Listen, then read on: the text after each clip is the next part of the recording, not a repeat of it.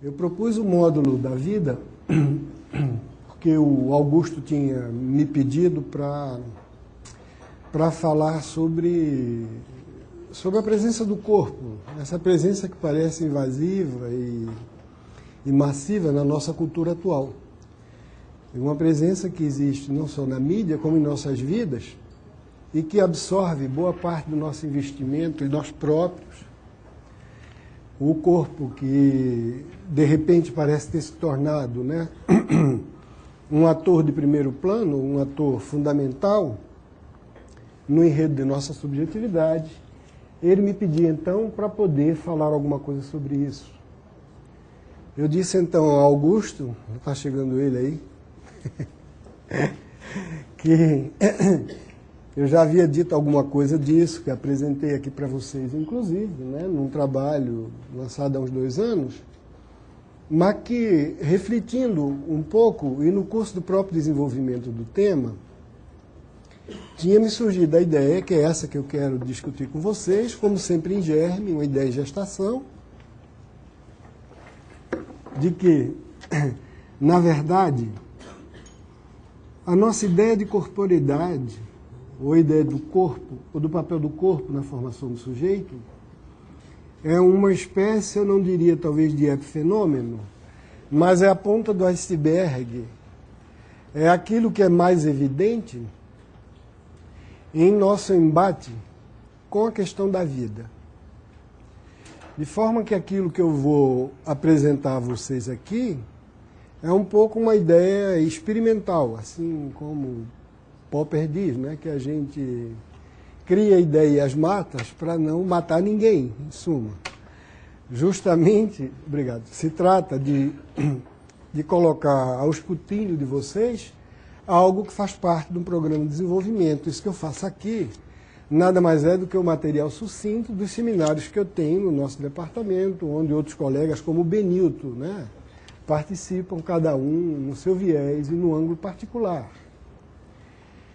E é evidente que o viés que eu vou dar à questão é o viés da psicanálise, é o viés de um analista, de maneira que a terminologia, às vezes, vai se afunilar para aquilo que é a perspectiva do meu ofício, não é?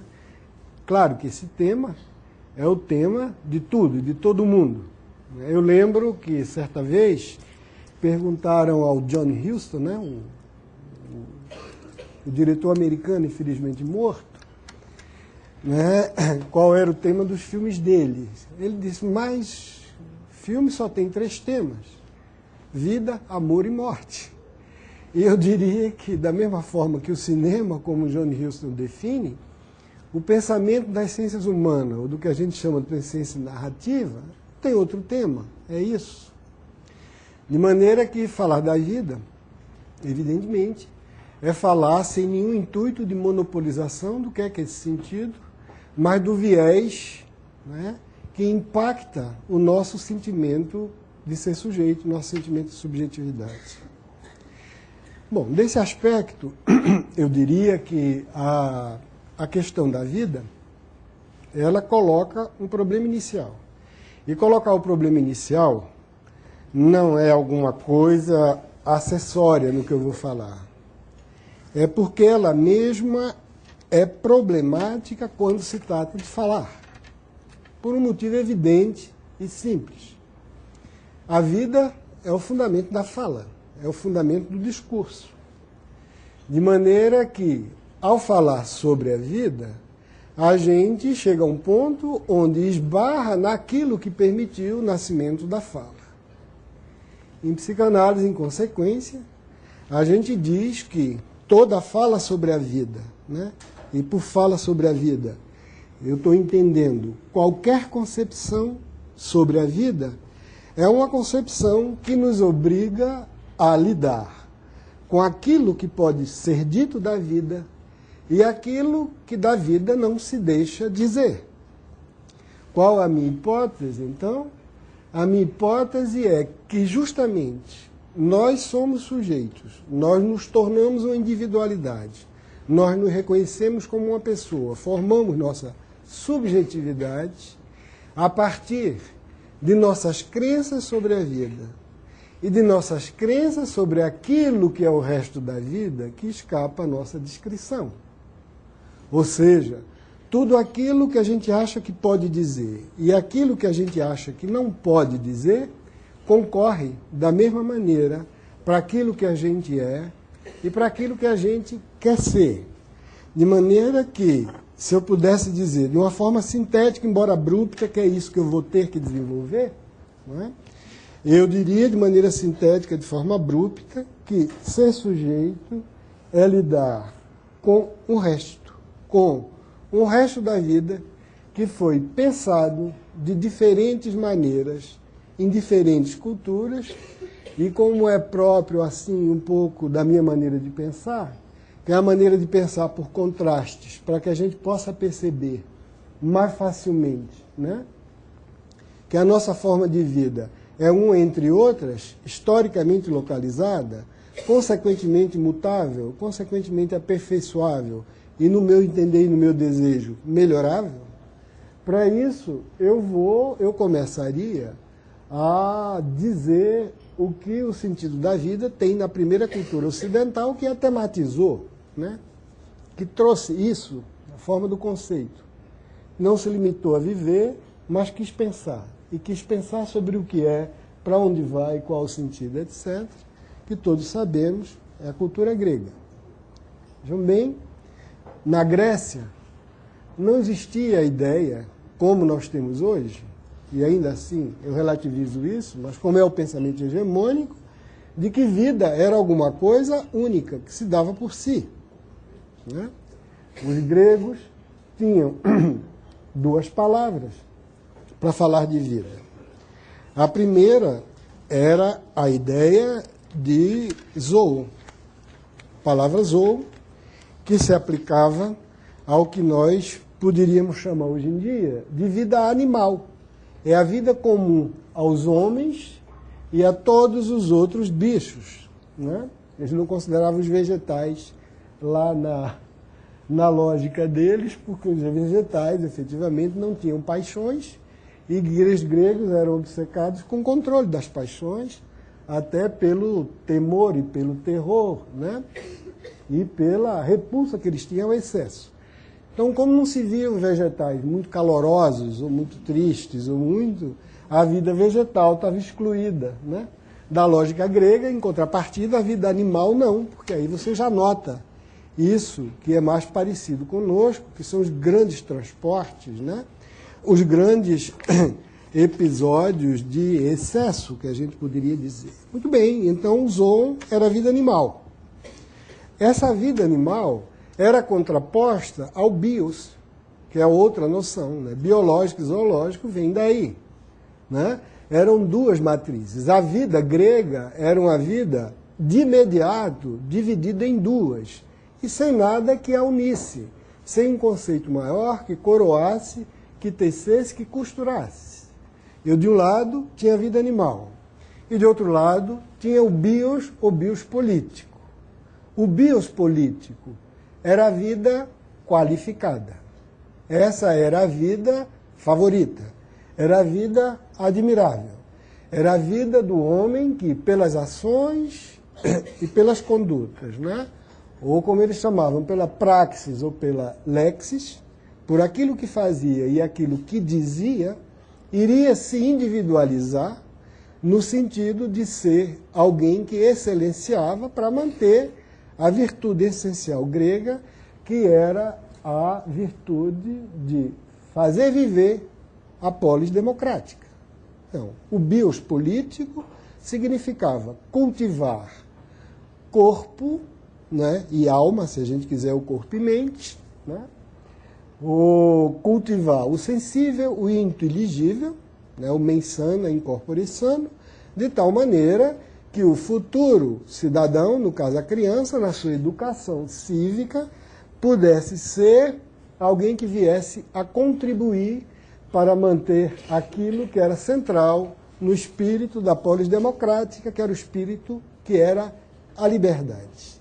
Usou a vida animal, pelo contrário, era aquilo que da vida aparecia como um resto.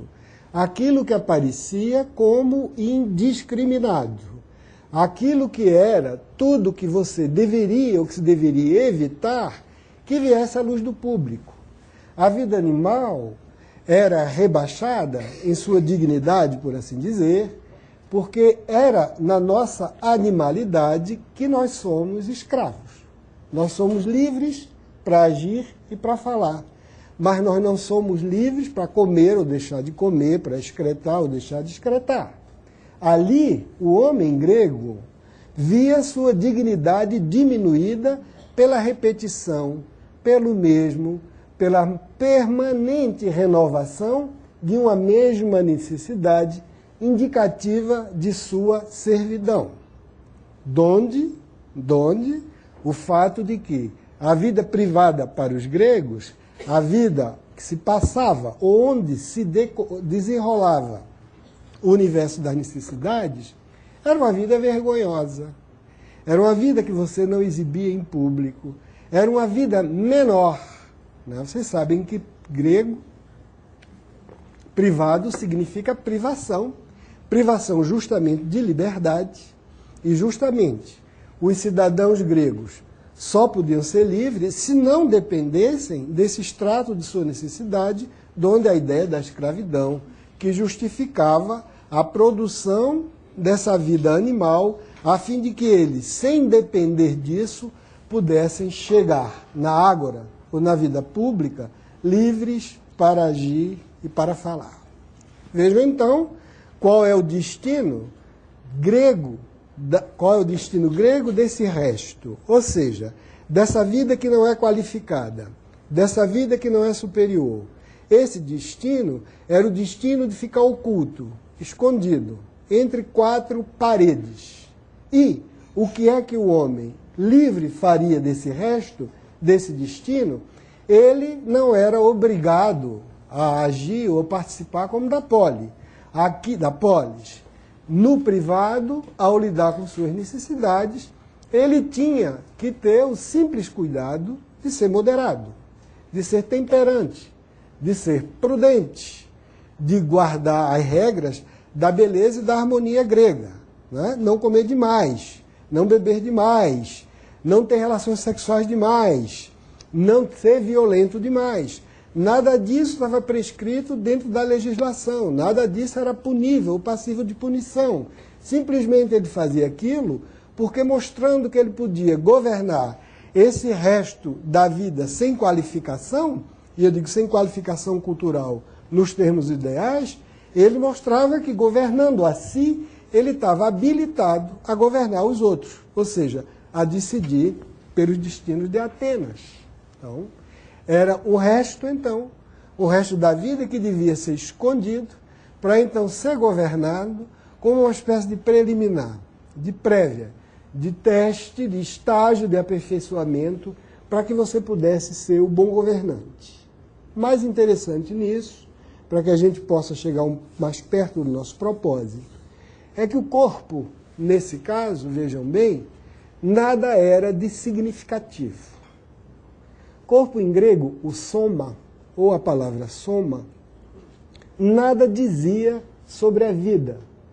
O soma, ou a palavra soma, era empregada ou para falar do cadáver, ou seja, da não-vida, cujo suporte tinha finalmente perecido, ou muitas vezes para falar de escravos, que eram também percebidos, né, dentro do ethos grego, como algo que era uma vida indefinida, indiferenciada, uma vida empobrecida pelo simples fato de viver no mundo da necessidade. Lembrem bem, só um parênteses, que a escravidão grega não tinha nada a ver com a escravidão americana, com essa que nós conhecemos, né?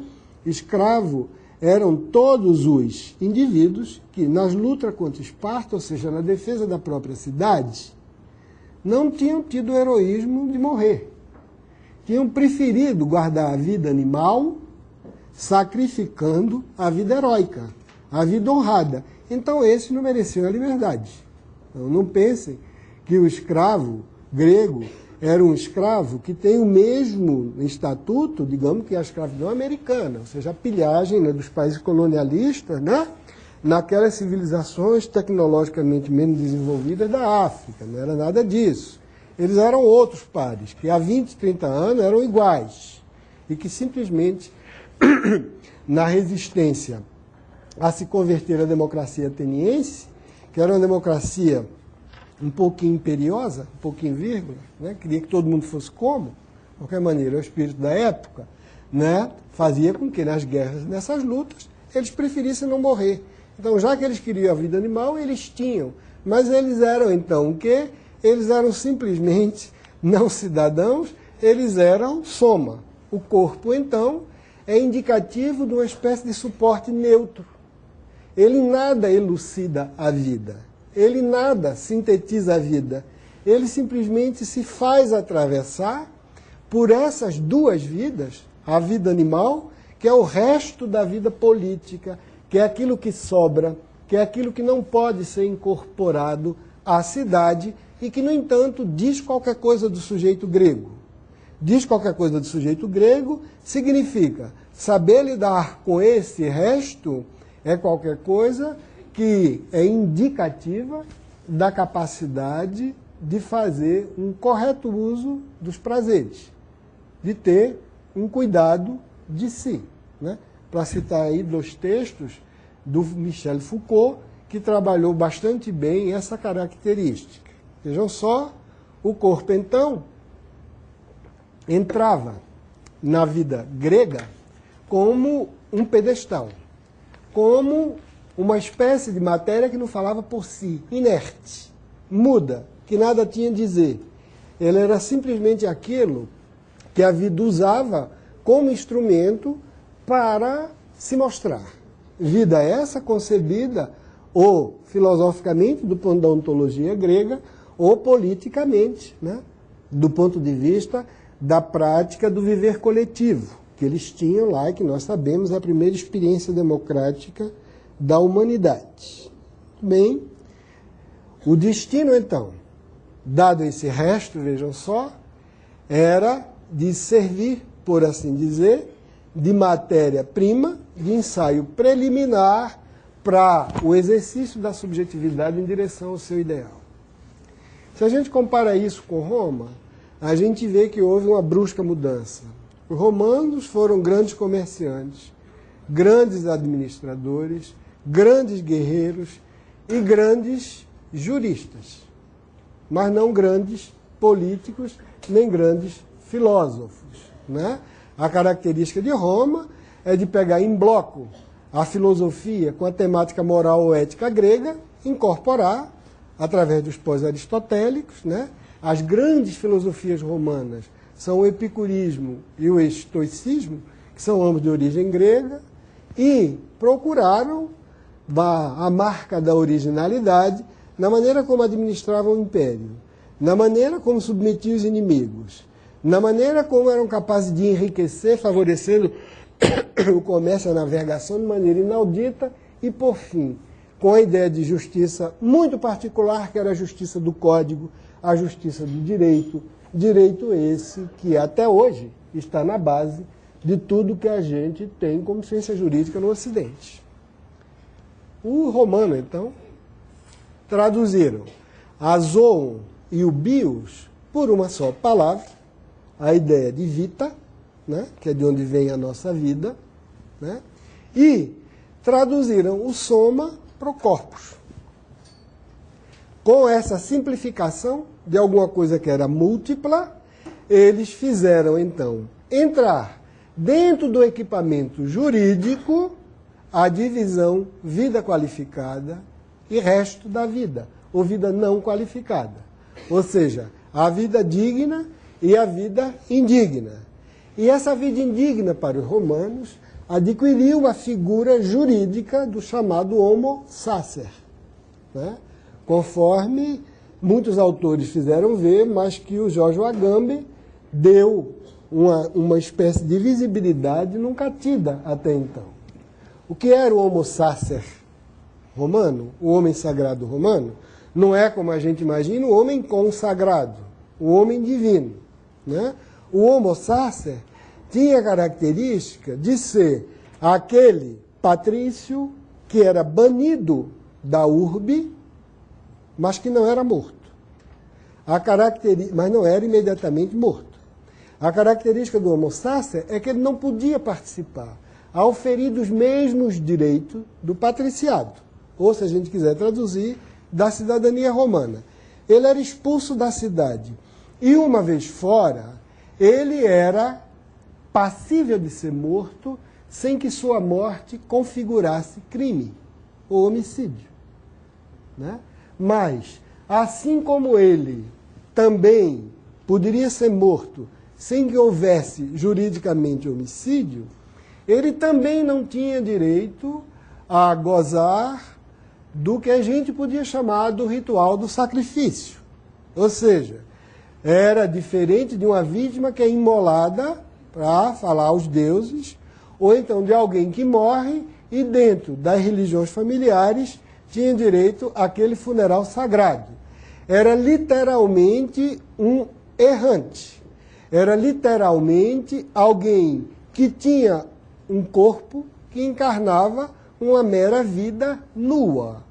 A vida nua, ou vida sem qualificativos, como diz o Agamben, é um termo tomado de uma análise semelhante feita por Walter Benjamin. Muito bem, para que então existia essa figura do homo sacer, do homem banido, do homem reduzido ao corpo, do homem que não tinha a boa vida, né, a vida da virtude romana? O homo sacer existia por uma necessidade cultural específica de Roma, que era para afirmar a absoluta soberania do governante. Era o governante, era o soberano, quem tinha o poder de dizer quem merece morrer e quem pode viver. A afirmação de que, atrás da lei, existe um gesto gratuito de um poder incontestável, a ideia de que, atrás do código ou atrás do direito, existe a possibilidade da suspensão desse próprio código, ou seja, que toda lei surge a partir de um estado de exceção, ou das exceções que eu posso fazer a ela, e que essas exceções dependem de alguém que tem um poder absoluto, que é o soberano, de incluir a vida no Código do Direito ou excluí-la pelo banimento, para mostrar essa absoluta primazia, essa absoluta precedência do poder sobre a lei, foi criada a figura do homo sacer. Vejam só a mudança que pouco a pouco vai se passando. O homo sacer, o corpus e não mais o soma, né, do homo sacer, então, é o resto da vida. É aquilo que não se enquadra na vida, cuja clareza, cuja decifração se fazia, sobretudo, através do seu estatuto jurídico. Era a lei que dizia o que era a vida, ou a vida boa de ser vivida, não mais a política, nem a filosofia. Pois bem, esse resto da vida, aquilo que não se enquadrava, diferentemente do resto grego, que devia ficar dentro de casa, no privado, e ser matéria de ascese, de autoaperfeiçoamento, de autogoverno, de melhora de si, isso aqui, esse resto da vida, passou a ser qualquer coisa que poderia ser eliminado, que poderia ser exterminado, sem que nenhum crime, sem nenhum excesso fosse cometido aos olhos do ideal da coletividade ou da cultura romana. Bem, vejam só que cada cultura cria seu resto de vida. Cada cultura, ao criar seu resto de vida, também dá o estatuto ao corpo, forma uma determinada imagem do corpo, que pode ser mais fundamental ou menos fundamental para o sujeito. Em Roma, na Grécia, o soma em nada era fundamental para a definição de qualquer subjetividade. Em Roma, já era fundamental, pelo menos para uma subjetividade do homo sacer, ou de alguém que representava a vida nua, a vida passível de ser eliminada, sem que nenhuma transgressão ou infração à lei fosse cometida.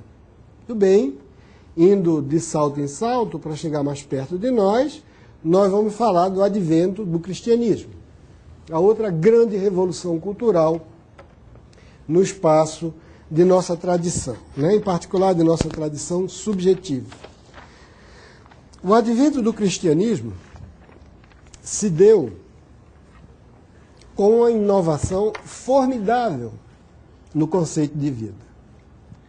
Todos nós sabemos que é o advento do cristianismo que, pela primeira vez, também na história da humanidade, ao que se saiba, consagra a ideia de que qualquer vida é sagrada, ou da sacralidade da vida. Ou seja, que a vida é sagrada.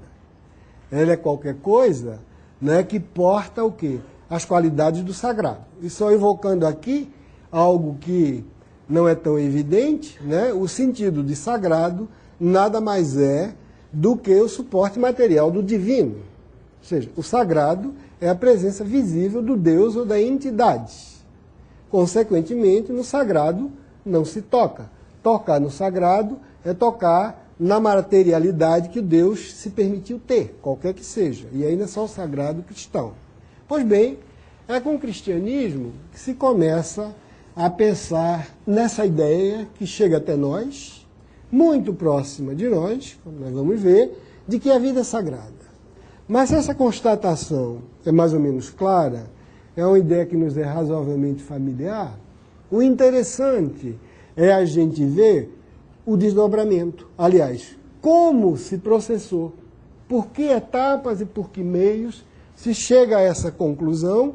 E, novamente, eu penso em mostrar para vocês que, de novo, é o resto da vida, ou a maneira de lidar com o resto da vida, que está em questão.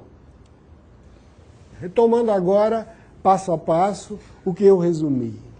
O cristianismo surgiu em ruptura com três grandes visões de mundo, então, dominantes. A visão judaica, né? O espiritualismo judaico.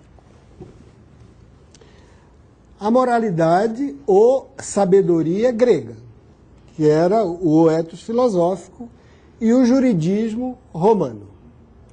A cada uma dessas grandes visões de mundo, que estruturava o universo possível onde emergiu o fenômeno cristão, cada uma dessas visões de mundo foi ou radicalmente transformada ou basicamente transformada com o advento do cristianismo. Diga-se de passagem que eu, né, a acreditar em vários autores, vejo o cristianismo como invenção de Paulo e não do Jesus de Nazaré. Jesus existiu.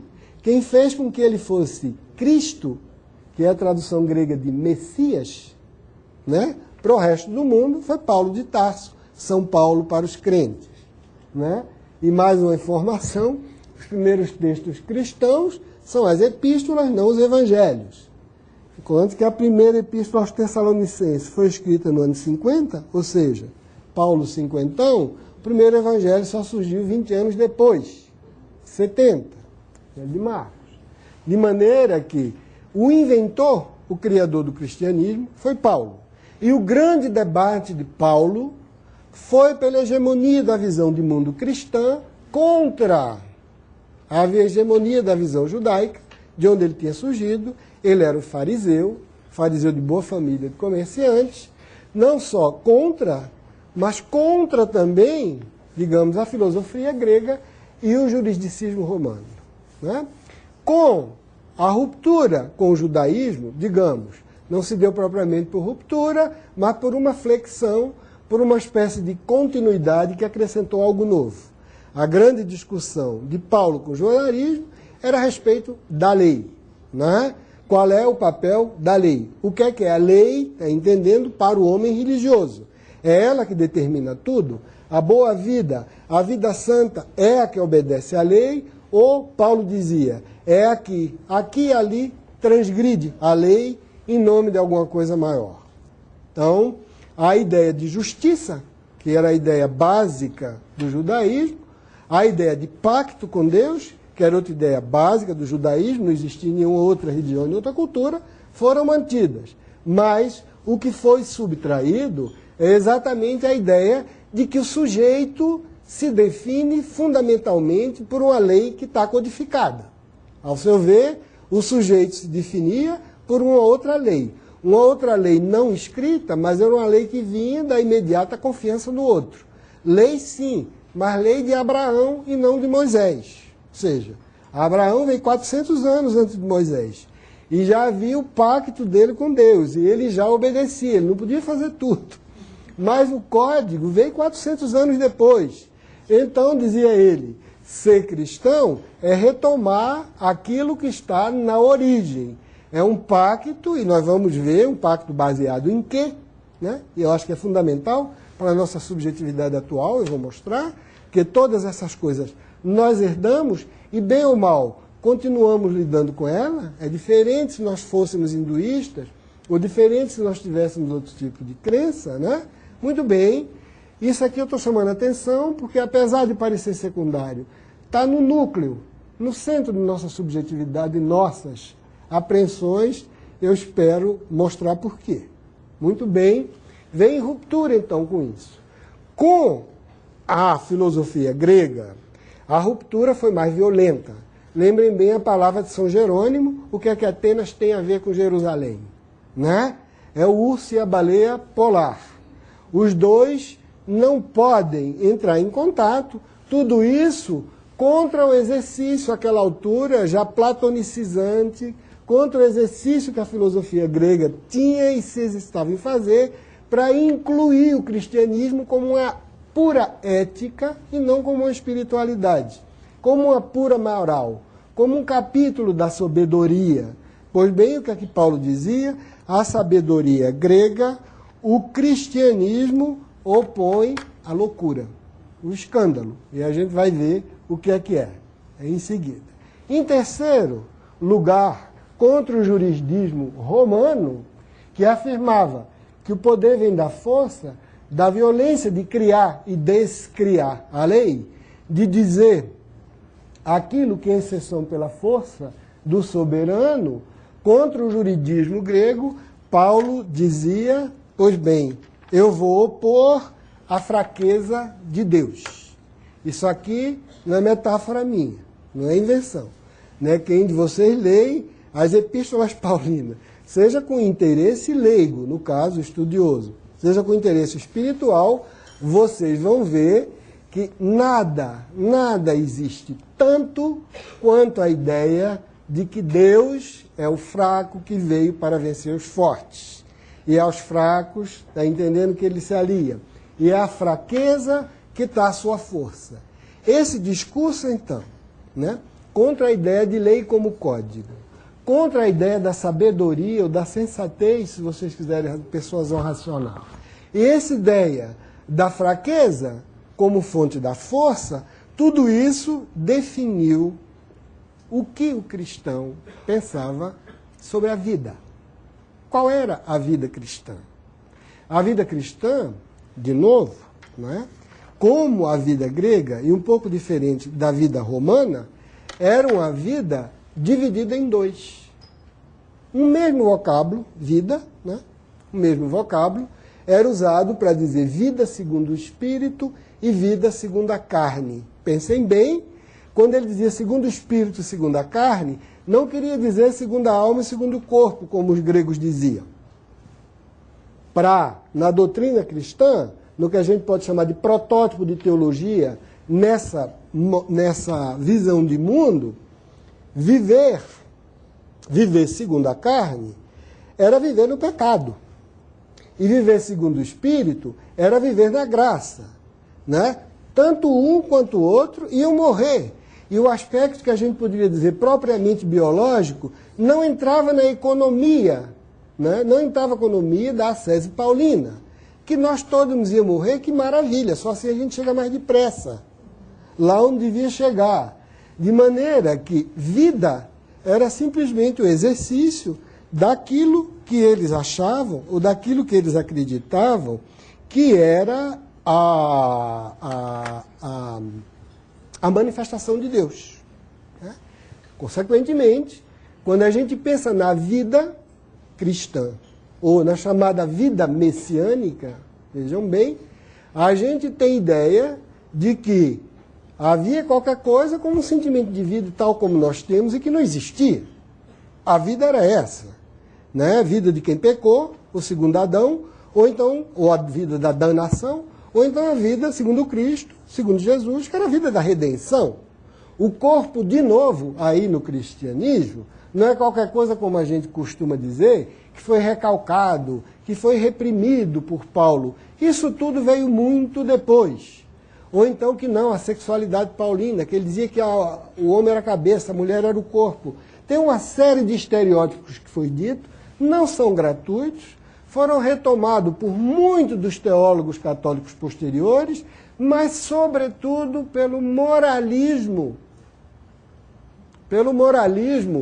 burguês dos séculos XIX e XX. Paulo se incomodava muito pouco, e eu vou mostrar o quê, né, com tudo isso que a gente acha da ordem do corpo. Por quê? Porque Paulo estava esperando a parousia, estava esperando a iminência da volta. E quando o outro voltasse, o que é que eu devia viver? Eu devia viver segundo a graça, eu devia viver segundo a loucura, eu deveria viver segundo a fraqueza. Isso era o que caracterizava. Qual era, então, para Paulo, né? Estou tomando ele como protótipo, depois dele vieram alguns outros, os primeiros padres da igreja. Qual era, então, para esses primeiros cristãos, o resto da vida? O resto da vida, nós vemos, era o homo sacer do direito. O resto da vida era a vida animal, era o zoon para o grego. O resto da vida, no cristianismo, passou a ser uma outra coisa.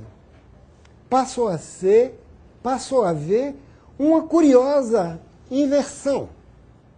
O que traumatizava o homem político era a vida animal. O que solicitava, instigava, desafiava o soberano romano era a vida nua, o homo sacer.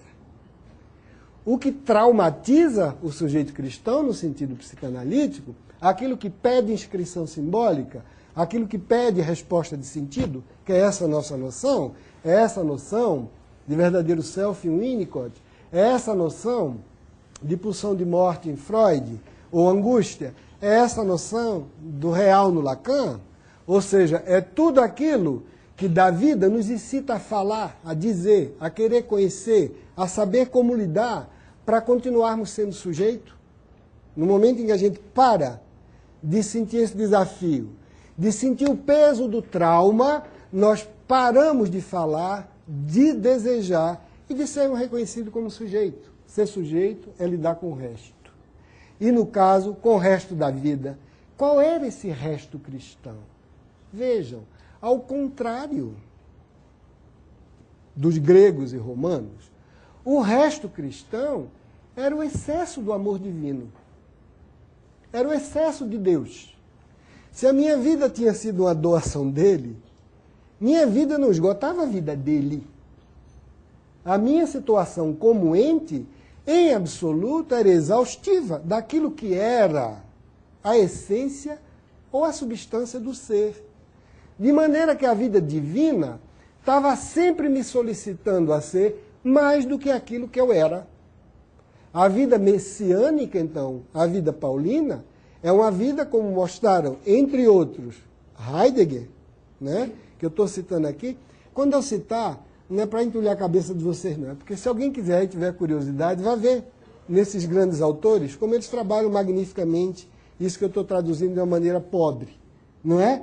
Pois bem, essa vida, então, essa vida messiânica, essa vida segundo a virtude cristã, era uma vida que estava lidando permanentemente com o incognoscível, com o insondável, com o indizível, que era o excesso da vida divina, que eu não podia conter, como homem limitado que eu sou. Ele, o Deus, é que era de uma donatividade excessiva, de uma oblatividade excessiva, de uma presença excessiva.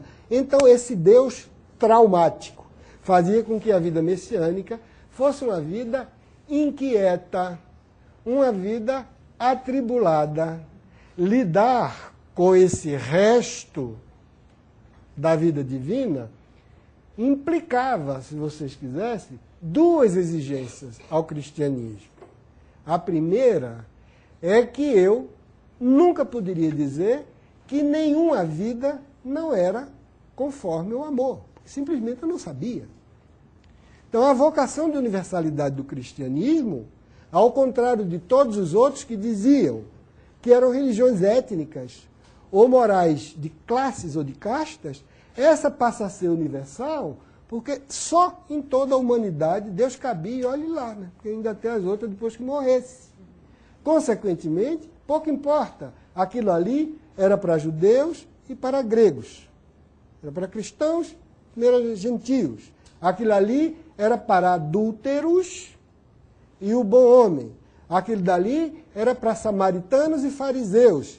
Essa vida era a vida para o senhor e para o escravo, para o rico e para o pobre, para o aleijado, para o cego, para o leproso, para quem estava até os confins do Império Romano, que a pretensão de Paulo era chegar à Espanha e acabou morrendo no meio do caminho, né? Morrendo em Roma, porque pegaram.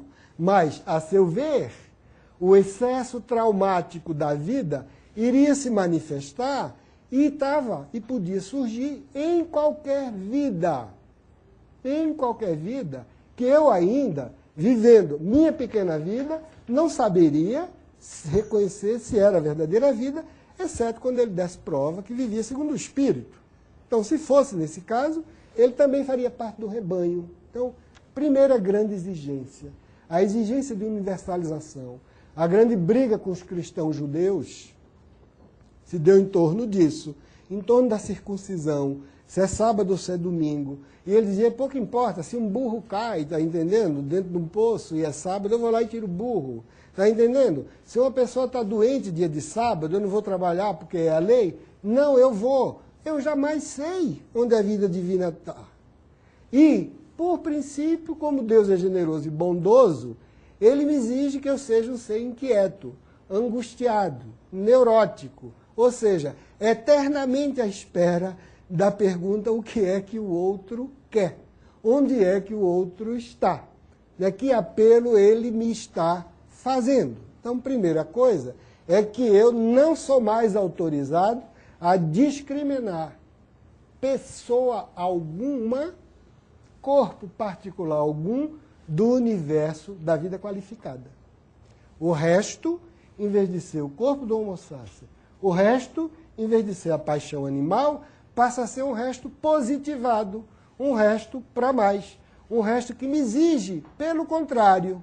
E aí sim, que em vez de ter existência plena, como o patrício romano, que em vez de ter existência plena, como cidadão grego, eu tivesse sempre uma existência em falta. Uma existência por se completar.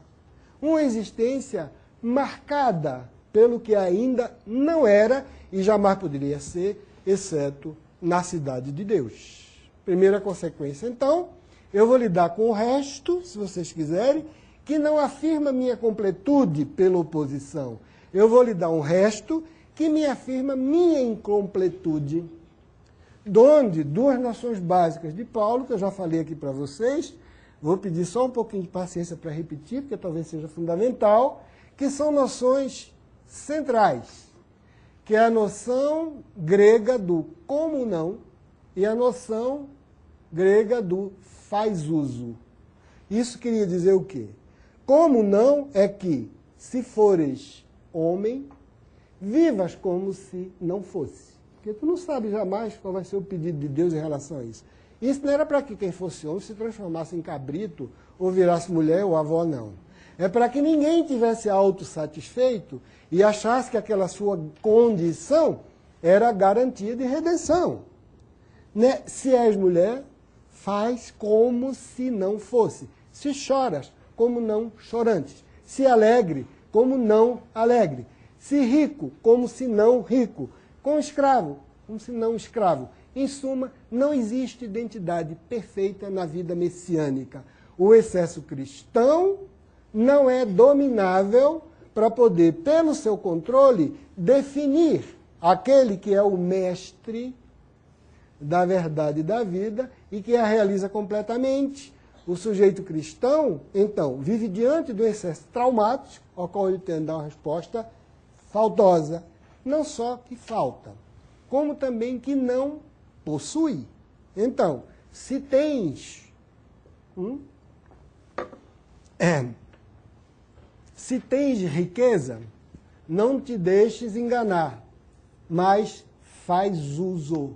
Faz uso significa ocupar aquilo sem imaginar que a posse de qualquer coisa também te garante a completude.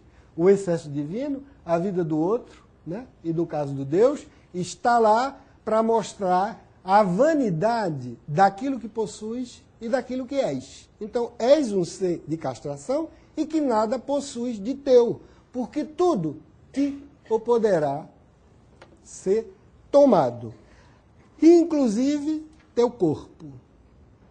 Do teu corpo faz uso, tu não o tens, ele não é teu, ele é um dom, foi uma dádiva, consequentemente, habita esse corpo, faz uso dele em função da vida messiânica, mas não imagines que tu podes possuí-lo, né? Em função, então, dessa reviravolta no que você pode ver, que são as cosmovisões judaicas, gregas e romana, o cristianismo vai introduzir uma ideia de vida onde o excesso, o resto da vida, por assim dizer, é a vida divina, que obriga a não ser completo e se descreve como algo que é indomável, como algo que não é governável, como algo que vai descrever tudo que tu és e tudo que possuis, inclusive teu corpo, como alguma coisa que depende exclusivamente da graça. E, para mostrar como nós vamos ver que isso é possível e que isso não é arbitrário, né? O cristianismo vai até as duas exigências que escandalizavam gregos e romanos, né? A exigência que escandalizava o grego, você sabe, é a ideia da introdução do perdão nos negócios humanos. É a ideia do amar os inimigos. Isso, para um grego, era um absurdo. Eu vou amar um bárbaro? Nós amamos os iguais. Amar o inimigo, tudo bem. Até aí é loucura. Mas onde é que a loucura sobe de um dente a mais? É que para executar isso, eu posso assumir a falta, o vício do outro e me submeter ao sofrimento até a morte. Que Deus é esse, não é? Que é um Deus que se deixa morrer, que se deixa sofrer. Ainda mais loucura. Isso é escândalo, isso é insanidade. Isso é o cúmulo do disparate filosófico, e é em cima disso que os cristãos deitaram e rolaram. Dizia, muito bem, a tua filosofia não te serve de nada. A tua filosofia, você filosofou, ficou 200 anos numa cidadezinha desse tamanho, tá entendendo? A tua segurança e a tua sabedoria, que parecia universal, hoje em dia é praticada por quem? Enquanto que a verdade nossa, hoje em dia, é do mundo. São todos.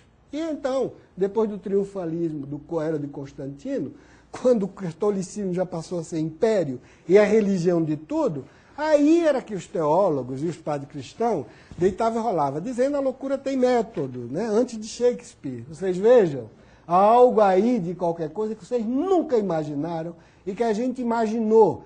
E que eu acho que, de certa forma, psicanaliticamente falando, eles sabiam o que estavam dizendo. Então, eu os perdoo, porque nem sempre eles sabem o que dizem.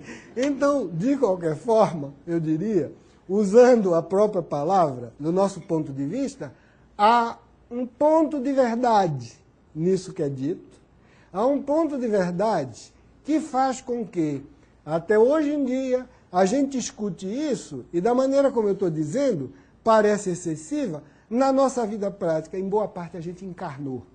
A gente encarnou. A gente corporificou.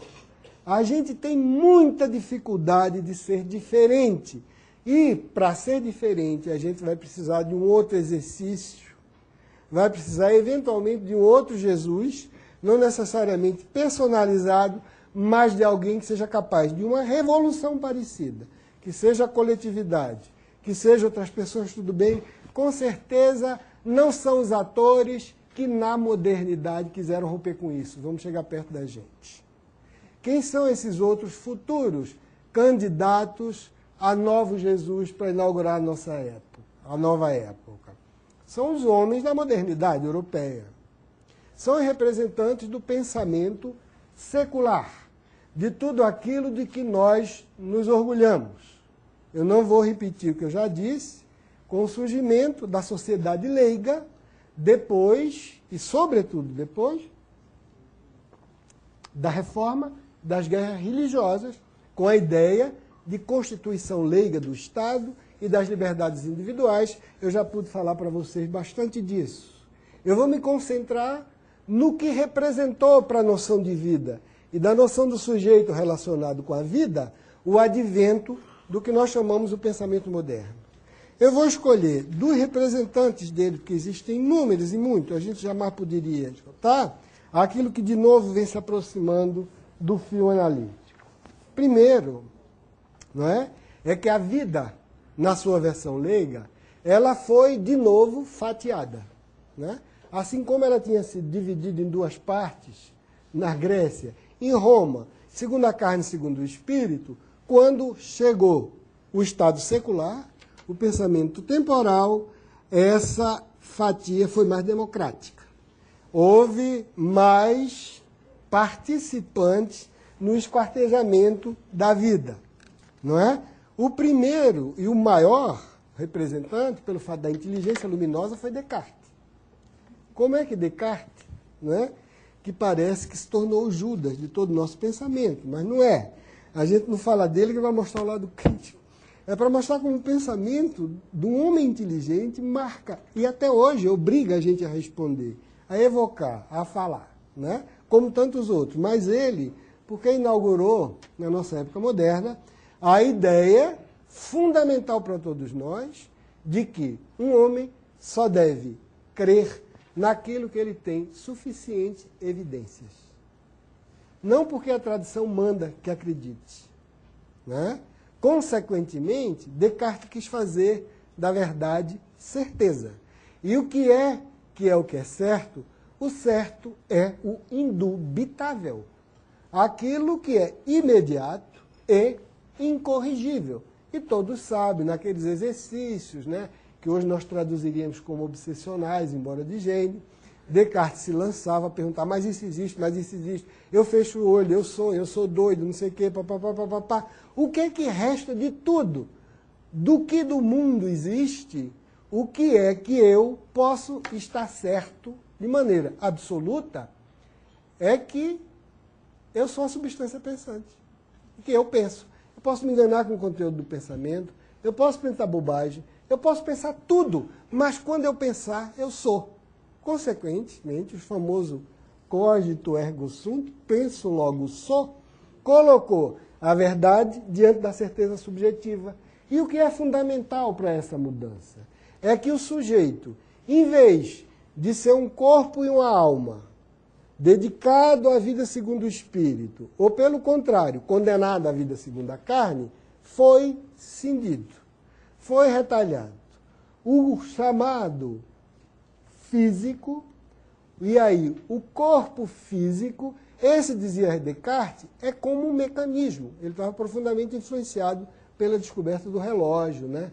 E sobretudo daqueles relógios de água dos jardins franceses, que ele via aquela mecânica. Então, olha, muito bem, isso aqui pode ser entregue, eu diria, em imanência. Isso aí vai ser o terreno, se você quiser, do dubitável, do que eu não posso ter certeza, do parcelado, do parcial. Do lado de cá, não. Eu vou ter certeza. Eu não vou duvidar. Consequentemente, eu, como filósofo, não preciso acreditar no que me dizem pela tradição religiosa. Eu preciso acreditar no que eu posso ter certeza que é incorrigível. E Deus, evidentemente, não podia faltar, porque, embora tardiamente, ele ainda correu o risco de pegar as brasas da fogueira, não é? Né? Senão da Inquisição, da abominação, entende? Ele dizia, não, Deus existe, mas para quê?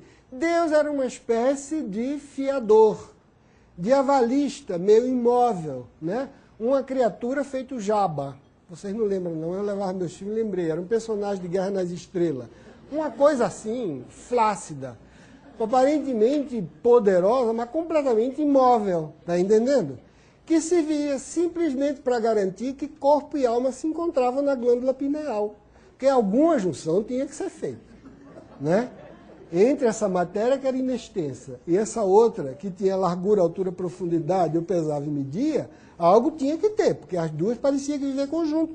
Quem é que garante? É a glândula pineal, a pobre da glândula, e quem garante a adequação de uma coisa para outra, que é para um não ir para um lado, outro para o outro, né? Porque se fosse assim a gente não estaria vivo, era Deus. Deus garantiu. Deus não era maligno. Deus não era um gênio que me enganasse sistematicamente ao pensar como eu pensasse. Então, ele era uma espécie de espectador imóvel do exercício onipotente. A gente traduzia do narcisismo egóico de Descartes, que seccionou, então, se vocês quiserem, né, o espírito, se vocês quiserem, do corpo, e deixou o corpo entregue ao que a gente chama ciência.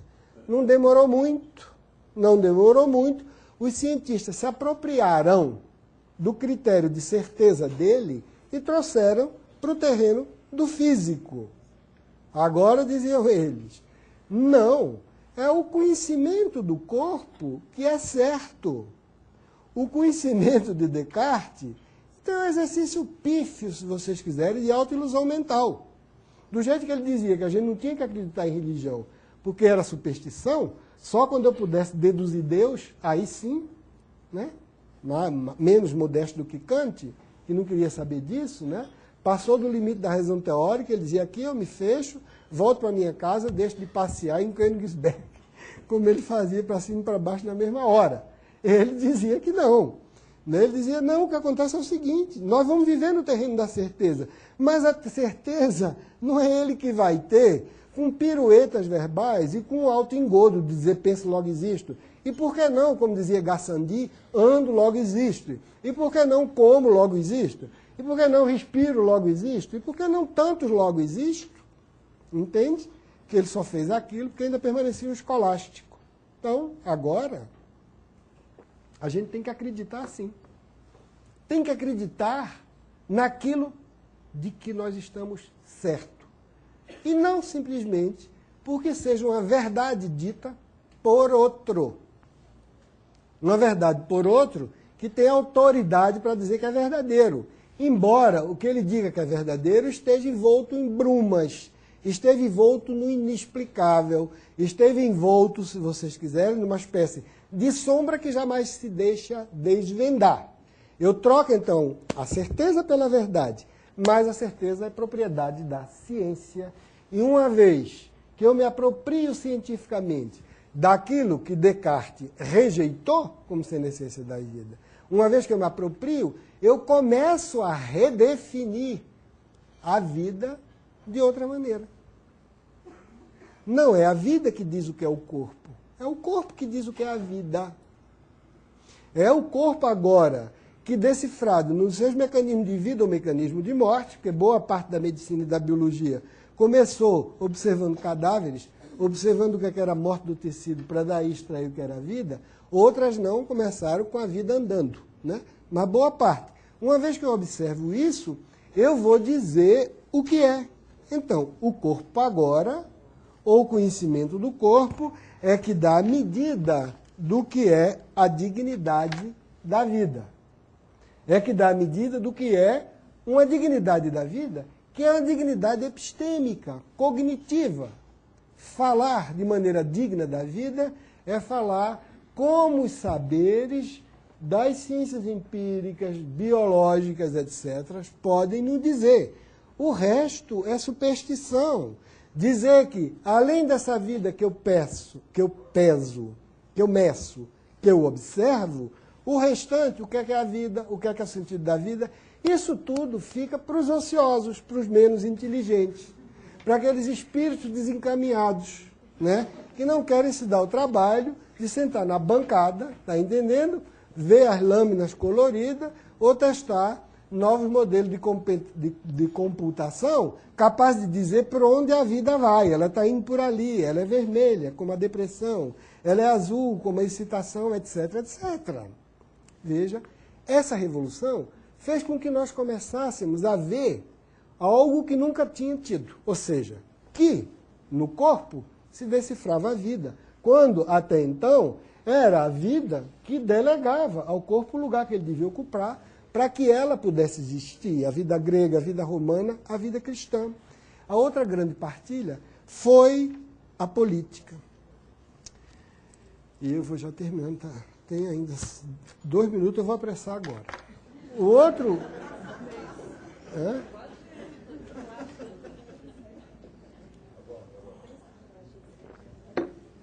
O outro grande herdeiro, se vocês quiserem, né, dos espólios da vida cristã, da modernidade, né, foram os políticos. Esses, os nossos políticos que começaram a pensar no Estado moderno. Esses políticos, eles começaram todos a serem contratualistas, né, a dizer o seguinte: vamos despedir de Deus. Olha os banhos de sangue que ele já deu. Veja a Europa destroçada. Porque cada um diz que é ministro, cada um diz que tem a palavra mais correta, junta tudo que é de guerreiro e tudo que é de gente que financia a guerra. Olha aí os banhos de sangue. Vamos despedir essa criatura? Está na hora de se aposentar ou então de ficar no devido lugar. De ser alguma coisa particularzinha. Está entendendo? Que cada um pode, no interior do seu espírito, dentro da sua casa, no altar que cada fez, em igreja, junto com incenso, palavra em latim, tudo bem. Agora, no espaço público, não. Chega. Nós aqui queremos o espaço da imanência. Nós somos homens adultos e responsáveis. O obscurantismo acabou, a idade da infância da humanidade também. Somos seres autônomos, consequentemente proprietários daquilo que nos produz. E porque somos proprietários de tudo que fazemos, consequentemente, do mundo, e todos iguais, não tem essa de nobre nem de não sei quem. Pense, né? Nós estamos no auge, no início da grande Revolução Democrática Burguesa. Porque somos proprietários, eu tenho que, no terreno da certeza, provar para vocês. Nós somos proprietários porque a natureza, se alguns quiserem, oh Deus, pouco importa, a gente pode até aceitar, Hobbes, no caso, aceitava, nos fez possuidor de uma primeira propriedade, que é nosso corpo. O corpo é a primeira propriedade. E nos teóricos do político, é ele que justifica em seguida a propriedade de tudo mais. Vejam bem, o faz uso cristão, que ia contra o direito romano, que dizia eu possuo tal coisa, eu possuo tal outra, e enquanto que Paulo dizia eu não possuo nada, tudo que tu tens faz uso, em função da vida messiânica, agora, em função da vida secular, começa, não, eu posso possuir. E a primeira posse garantida por Deus, de novo um Deus tipo Deus de Descartes, né? Um Deus que era um primeiro motor, estava lá imóvel, não se metia, nem dizia está certo e está errado, como Deus judaico-cristão, estava lá como a última certeza cognitiva, né? Como fiscal epistêmico, como alguém diz, está certo, é falsificável, verificável. Pois bem, esse Deus que estava lá começou a dar o primeiro corpo. O corpo está aí. E, de novo, a ideia da vida e da boa vida política começava por quê? Pela inversão. Era o fato de eu ser proprietário do meu corpo que determinava o fato de haver uma vida política autônoma, pense, a reviravolta em relação à vida grega. Só que, de novo, havia problema aí, e grandes problemas. Tudo bem, corpo é minha primeira propriedade, e eu posso e tenho direito de defender essa propriedade, porque ela foi me dada naturalmente, ou teologicamente, ou espiritualmente, pouco importa. Mas E se meu corpo enlouquecesse? E se meu corpo tivesse interesses que contrariassem o interesse dos outros? Se, na verdade, o espaço público começasse a ser exatamente o palco de encenação daquilo do qual os gregos tinham vergonha, que era de interesses pessoais, privados, de cada um, que era tudo que eles detestavam. Eles só queriam saber daquela liberdade, que era a liberdade passível de ser dividida e partilhada por todos. E se esse corpo perdesse o pé, perdesse o freio, e era uma propriedade que eu podia defender? E se ele fosse um corpo assassino que quisesse se apropriar de outro? Como é que a gente vai fazer? O extremo desse raciocínio foi imaginar que todos nós, com nossa propriedade corporal, somos pessoas que, em última instância, como figura de raciocínio, podemos querer matar o outro. A ideia do homem, lobo do homem, a ideia de que todos nós estamos numa competição que vai, nasce como uma espécie de ficção possível do que poderia decorrer da ideia do homem como proprietário do seu próprio corpo e, pelo fato de ser proprietário autônomo, era um agente também autônomo da ordem política. Em função disso, você cria a ideia, se vocês quiserem, do Leviatã. Mas, mesmo assim, esse corpo que é retirado da vida espiritual e deixado entregue, se vocês quiserem, aos filósofos políticos da posse inalienável, esse corpo, ainda assim, começa, evidentemente, a se surgir. E nisso aí está a matriz da outra fatia. Qual foi a outra fatia que foi chamada a colaborar nessa espécie de esgarçamento da vida? Foram os chamados médicos filósofos ou higienistas políticos. Esses foram os autores que começaram a dizer, tudo bem, vamos ser agentes autônomos. Mas para ser autônomo, é preciso que a gente trate essa nossa primeira posse, porque ela não é confiável. Então vamos fazer o quê? Vamos primeiro cuidar que ela exista para a riqueza das nações. Foram os grandes programas de demografia, de repovoamento, de confecção do Estado Nacional, onde não podia, por exemplo, deixar aquele corpo entregue à preguiça. E se esse corpo, minha propriedade, não quiser procriar? A França vai ser menos populosa do que a Borgonha. Consequentemente, o Borgonha-Gême toma, acabou. A Inglaterra também. Entende? Então, não. Vamos primeiro procriar. Depois, esse corpo que é minha propriedade, além de preguiçoso, pode ser indolente, pode começar a querer se alimentar mal. Então, vamos ensiná-lo. Ou então, ele pode ser um corpo devasso, que queira se entregar à luxúria, à gula, aos 7 pecados capitais, e de novo vai ter uma prole, entende? Fraca, incapaz de pegar em armas e defender a grande nação gaulesa, italiana não, porque foi bem depois, mas inglês, alemão, o que quer que seja. O controle, então, demográfico desse corpo, que aí já foi com filósofos, médicos, sobretudo, cientistas e políticos, começou a tornar esse corpo um corpo domesticável. Um corpo que eu pudesse dizer, bom, está aqui a vida das nações. Depende dele. E, evidentemente, todos sabemos que quanto mais eles normatizavam, mais desvio criavam. Não é? Foi aí que viram que uns não tinha como, por mais que tentassem, continuavam rebeldes. Então, mulheres, crianças, negros, desviantes sexuais, não tinha jeito. Por mais que você fizesse, ou não tinha cérebro do mesmo tamanho, ou não tinha moralidade, ou tinha uma luxúria acima da necessidade, entende? Ou era infantilizado, de maneira que para esse criou-se o hospício, hospitais, nasceu a psiquiatria, até onde hoje eu me completo. Muito bem, pois bem, disso aí, o que acontece, vejam só, é que a vida ia deixando seus restos, mesmo quando eu começava a querer fundá-la cada vez mais no corpo. Quando eu procedia a essa espécie de inversão em que a vida não mais determinava o que era o corpo, mas o corpo era essa espécie de fonte política. Ou seja, quanto mais o corpo ganhava, se vocês quiserem, incerteza cognitiva, incerteza científica de qualquer campo que viesse, mais a vida perdia em dignidade ontológica até nós chegarmos aos tempos atuais.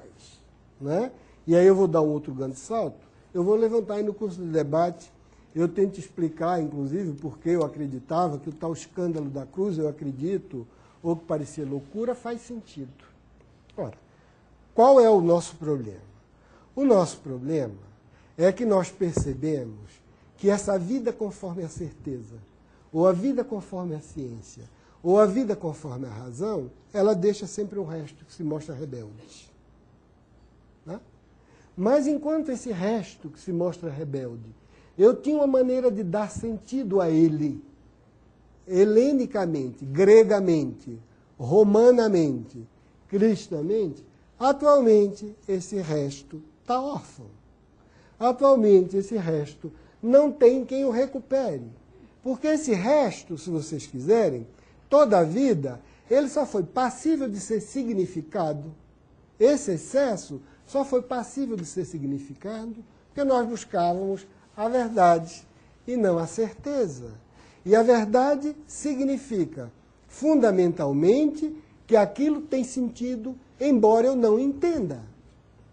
A verdade significa que existe qualquer coisa que diz o que é, embora eu, cada um do indivíduo particular, não tenhamos completas condições de saber aquilo que é dito ou aquilo que é veiculado naquilo que me significa.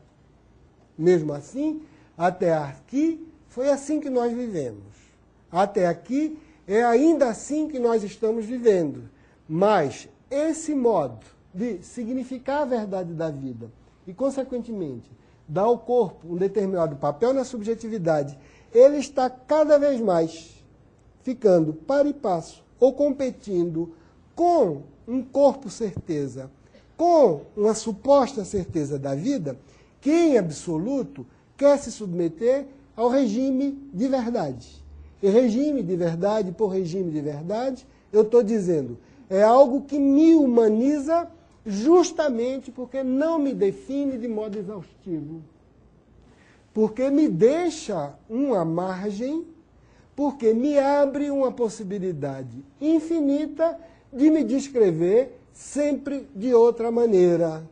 Porque o que se buscou até agora com verdade sobre o corpo, sobre o sujeito, que é essa lição que nós temos dessas grandes visões de mundo, judaico-cristã, grega e helênica, que é o nosso legado e que ainda é até hoje, em muitos momentos, pois bem, nesse momento em que você tem um discurso cientificista, eu não diria científico, né? Cientificista, sobre a certeza do que é a vida, e que eu tenho que descobri-la nos mecanismos internos ao corpo, que aquilo que resta é entregue, se vocês quiserem, a uma espécie de reinvenção particular, muitas vezes feita de pedaços de convicções sem garantia, sem ter efetivamente quem possa assegurar que é segundo aquilo que é o bem viver, segundo aquilo que se é virtuoso.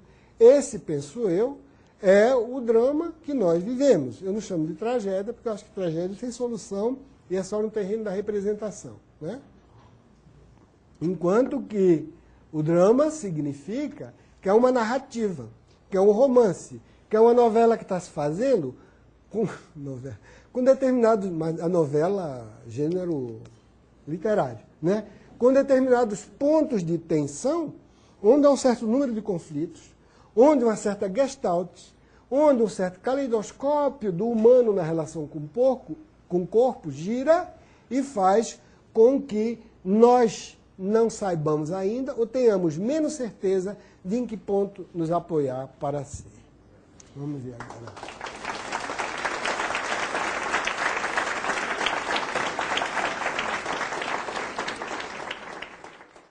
Meu nome é Ana Carolina. Uma vez acho que eu perguntei para você, e eu comentei com o Augusto isso também, que eu e várias amigas cientistas sofremos da síndrome, que a gente chama da síndrome do impostor.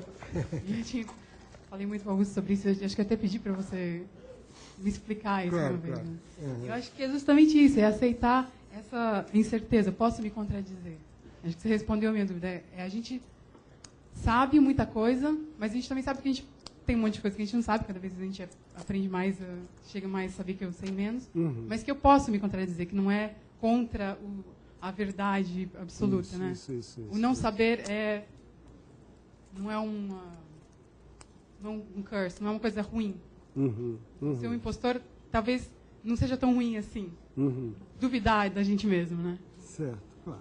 Eu acho que, eu não sei se eu achei que eu entendi essa, se eu fechamento com uma resposta a essa dúvida que eu tinha. Não sei se você podia comentar mais. Se eu Não posso, porque eu acho que isso é fundamental, porque cada vez que a gente fala, digamos, da definição científica do homem, partindo da ideia do que é seu corpo e, consequentemente, sua vida, a gente corre o risco de resvalar em alguma coisa que eu não concordo. Por exemplo, que é de você achar que você tem que pôr limite. Quer dizer, pôr limite à curiosidade científica, né? Eu já disse aqui para vocês que uma das coisas que mais faz acreditar, digamos, no ethos republicano-democrático, é a garantia do direito da curiosidade científica, que até então era cerceado por um poder confessional míope, né? Ninguém vai mais para a fogueira porque diz que a Terra gira em torno do Sol, coisa desse tipo. Essa abertura, inclusive, né, que esse ideal foi feito. Agora veja, no que concerne ao sentido, ou seja, aquilo que justifica a tua existência, a distinção que eu faço entre certeza e verdade, né, que é uma distinção heideggeriana, retomada na psicanálise, não necessariamente faz sentido, por exemplo, no quadro da filosofia analítica, ou da teoria analítica da mente, ou em outras epistemologias, não é? Eu vou dizer a seguinte, é que, evidentemente, para a certeza, o desconhecido é irrelevante. Para a verdade, é isso justamente que importa. Então, conhecer o sujeito, entende? Não é conhecer apenas aquilo de que eu posso estar certo, por exemplo, que nós estamos aqui, está entendendo? Que nós somos seres de fala, né? Mas conhecer é saber que eu sou marcado por um significante, como nós dizemos, por uma palavra que diz que eu devo ser tal coisa, vamos supor que eu devo ser melhor, que eu devo ser de tal ordem, e que isso que diz tal coisa, eu não vou poder provar. Eu não vou ter como provar empiricamente. Isso, muitas vezes, que os reducionistas, né, ou mesmo, eu diria, o materialismo vulgar, chama de opinião versus episteme, ou versus opinião fundada. Veja só, porque se você abre mão disso, qual é a consequência para mim? A consequência para mim é que isso que nós estamos acostumados, por exemplo, se eu lançar uma palavra tão simples como amor, felicidade, generosidade, ou digamos uma máxima tão simples quanto amáveis uns aos outros, eu garanto, como dificilmente nós vamos sair daqui com a mesma opinião. E dizer que generosidade ou amor é uma verdade do mundo que pode ser testada em outros lugares da realidade por observadores independentes, que é uma exigência do protocolo científico, né? Que eu diga que a água ferve aqui a 100 graus, em recipiente fechado, ao nível do mar, em Campinas, em Helsinki, em Bangkok, em Exu, Passa Quatro, sei lá o quê. Tá certo? Bom, se eu disser amor e generosidade, o que é que vai acontecer? O que vai acontecer é que isso eu não vou ter como provar. Eu não tenho nenhum referente objetivo que esgote a definição do significante que está sendo dada. E uma vez que eu não posso provar, isso me obriga a falar. Isso me obriga a dizer qualquer coisa de mim que é alguma coisa única. Evidentemente, eu posso renunciar a isso e querer adotar perfeitamente a coisa que alguém me disse e nunca mais pensar. Eu estou no terreno do que a gente chama, se você quiser, o arranjo narcísico prejudicial, sintomático. Ou, pelo contrário, eu vou querer descobrir. E atrás disso, que provavelmente eu vou continuar legando como mistério aos que vêm depois de mim, nós temos então condição de produzir um mundo enriquecido. Um mundo sem identidade fixa, um mundo como não. Isso é diferente. Veja só, um cientista de bancada pode perfeitamente saber disso e continuar fazendo a pesquisa dele, sobre quais são as condições, vamos supor, neuroquímicas do fato de eu falar. Ou as interações anátomo-cerebrais que me permitem o exercício de fala. Onde é que a história se confunde? Onde é que as bolas começam a ser trocadas? É quando eu quero passar disso, que é condição de possibilidades, né? Que é a base, se vocês quiserem, material para que o U, sentido advenha, quando eu quero fazer disso que eu digo que é causa, razão. Disso que é causa, eu diria, sentido. Nesse momento, o que é que acontece? O que acontece é que eu esgoto. Se eu digo, como uma autora que lançou um livro agora, que o nome do livro é A Química do Amor Romântico. E essa pesquisadora, o livro está aí às vendas. Eu não gostei muito, não, mas de qualquer maneira, não tem nada contra, não fazer propaganda contra, é até curioso, né? Mas aí ela vai dizer, olha o que é o amor romântico. Então ela começa, o mecanismo das catecolaminas, né? Ora, está entendendo? Isso é a mina biogênica do cérebro. Então, olha aqui, eu vejo a fornalha do amor romântico, como está pululando, cheio de serotonina, abrindo as sinapses, para poder passar tudo aquilo. Porque eu vejo que o amor romântico é parecido com obsessão. E como na obsessão, eu tenho também, se vocês quiserem, um mecanismo de bloqueio, está entendendo? Específico ou seletivo de tal qual mina biogênica, eu vou ter aqui, eu esgoto. No momento que eu esgoto esse fator, ou se eu quisesse dizer, está aqui, está entendendo? Como muitos dizem, neuroteologia, está aqui o lugar da crença. Ou está aqui o lugar, se você quiser, da sensualidade. Nesse momento, eu estou o quê? Eu estou lhe fechando uma dimensão subjetiva na sua vida, há uma explicação causal sem remissão. Ela é exaustiva, ela esgota, ela não te abre mais. Ora, isso é falacioso. Isso é que a gente pode provar por argumento e empiricamente que não se sustenta, mas tem um efeito ideológico, um efeito cultural daninho e nocivo, que é de te inibir, de paralisar na maneira como você se transforma, na tarefa de se transformar e transformar o mundo. Ora, é desse aspecto que eu critico, né? É a estrutura de crença da certeza que é diferente da estrutura de crença na verdade. Deixa eu dizer 2 minutinhos o que é isso. Isso é fundamental para a gente em psicanálise. Né? Em psicanálise a gente diz, quando é que você crê na verdade? Toda verdade, eu só acredito porque ela de início é a verdade de um outro. Eu acredito através de terceiros. Né? É um outro que acredita que me disse. E a estrutura de crença numa certa verdade, ela não é abalada pela minha dúvida particular. O melhor exemplo são crenças religiosas. Eu não conheço ninguém, eu não conheço nenhuma pessoa que hoje em dia diga eu tenho crenças espirituais que não tenha me dito eu tenho dúvida. Até porque a estrutura da dúvida é a estrutura do nosso modo de ser, do nosso modo de ser leigo, do nosso modo de ser crítico. Mas, não obstante, a crença na verdade espiritual se sustenta, porque eu indo a contrapelo, eu vou dizer eu não creio, mas um outro crê. Né? Ou então, eu creio porque o outro crê. Ou seja, no momento, enquanto houver um que crê, eu posso duvidar à vontade, porque aquela verdade, de certa maneira, me permite sempre crer. Ou seja, eu creio através do outro. Eu creio porque o outro crê. Enquanto o outro for garantia de minha crença, eu posso ficar tranquilo na minha dúvida, folgado, vivendo do bem bom, da herança, se vocês quiserem, do patrimônio de quem acreditou lá atrás. Dentro do cristianismo isso era evidente. Eu podia ter qualquer, e isso a gente herdou, eu podia ter qualquer descrença que eu tivesse, contanto que eu soubesse que um acreditou, que era o testemunho do Cristo.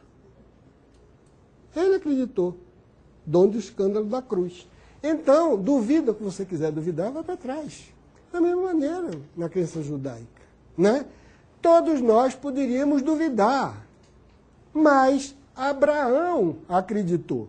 Evidente que que 410 anos depois, quando chegar, muita gente desacreditou. Também pagaram caro. Moisés ficou uma fúria, subiu lá em cima, recebeu 3 raios, veio com a pedra, descascou todo mundo, queimou um bezerro de ouro. A partir dali, eles souberam que era bom para tosse. Mas, de qualquer forma, nessa crença, está entendendo? Nessa crença, vocês vejam que houve o testemunho, se vocês quiserem, de um precedente, né, do Jesus, foi Abraão. Quando Deus disse para ele, olha, pega teu filho e leva até lá, né, porque o diabo estava dizendo, quá, imagina, se você fizer isso, aquilo, outro, ele não vai querer, né? E ele disse, quer que eu te prove, né? Porque do Deus judeu gostava muito de uma polêmica, não é? Ele aceitava muito desafios, né? Então, ele disse, olha só, quer que eu te prove? Vai lá, pega teu filho. E Abraão foi.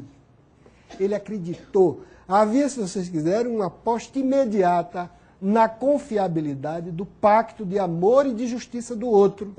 De tal maneira que depois daquilo, olha, podem duvidar, fiquem tranquilos. 2 acreditaram dentro dessa tradição. Está entendendo? Da mesma maneira, se passa com o serviço da crença. Assim como a gente diz, não tem o serviço da dívida. Né? Ou seja, o ônus. Aquilo que a gente paga para ter direito a acreditar dessa maneira. Ou seja, depositar no outro, numa última instância, nossa possibilidade de crer. Ora, para isso, é preciso que a gente saiba que nem tudo pode dar prazer.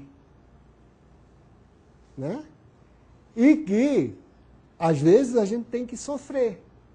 Mas a ideia de que eu posso gozar e sofrer, também aqui, na estrutura de verdade ou de crença verdadeira, ou seja, aquela que diz, para poder você garantir o pacto, se beneficiar da redenção, no caso, ser feliz, você vai ter que suportar o sofrimento. Eu digo, bom, mas que tamanho de sofrimento? Não tem tamanho. Mas como? Eu sou limitado. Então eu vou sofrer um pouquinho. Mas tudo eu não posso sofrer. Não se preocupe.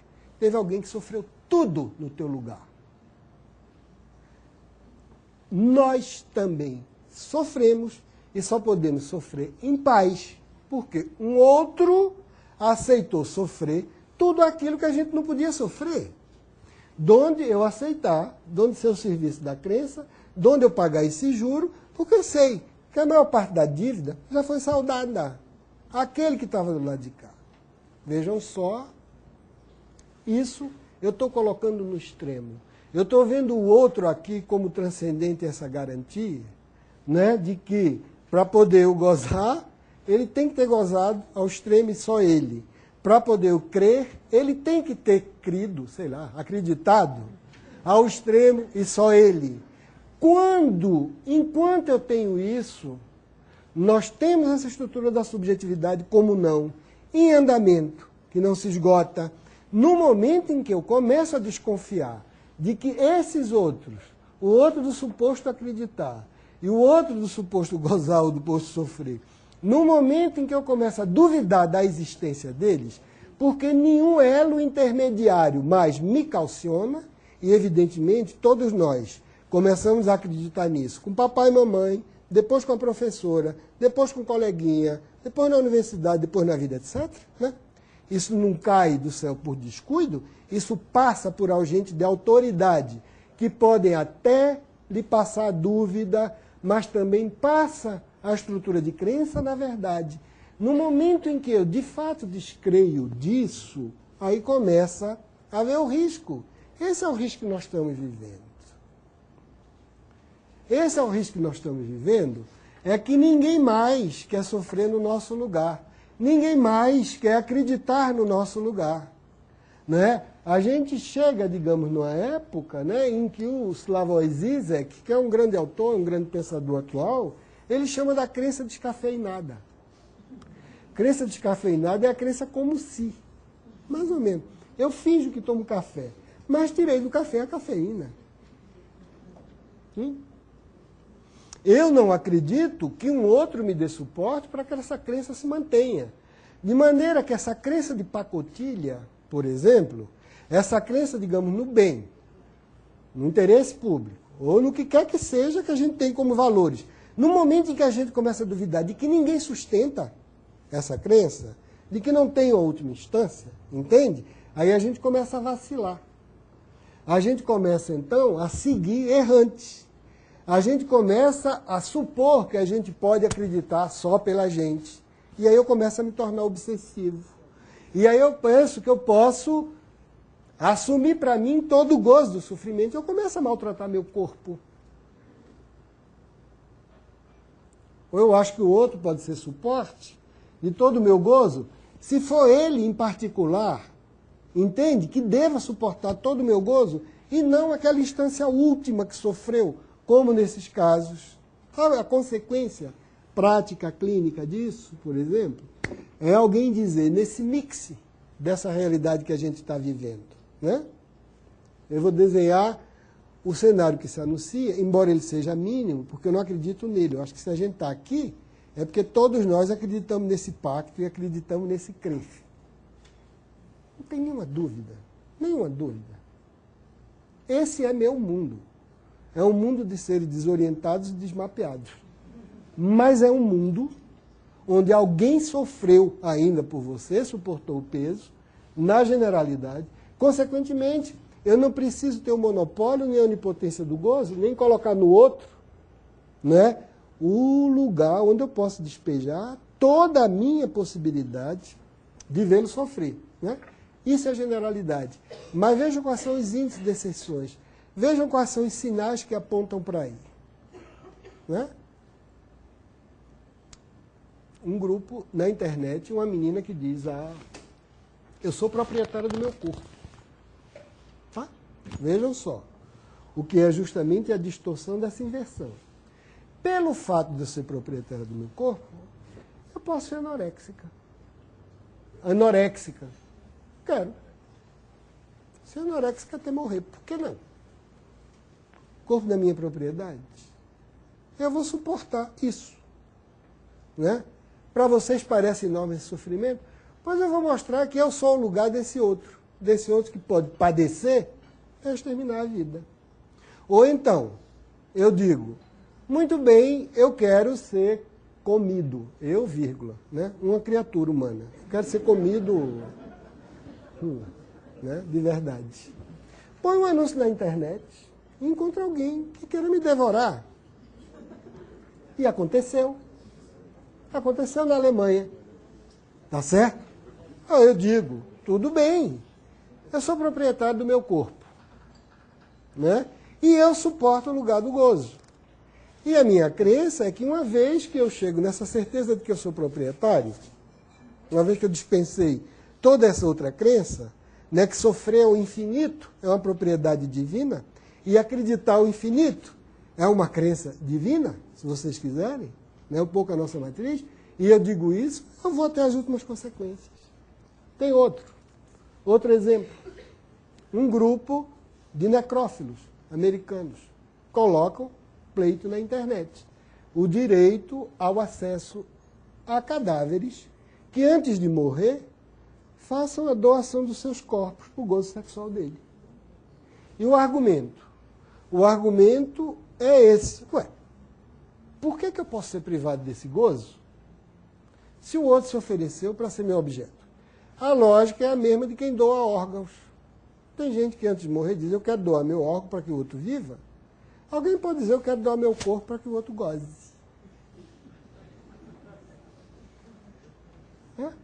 Vejam.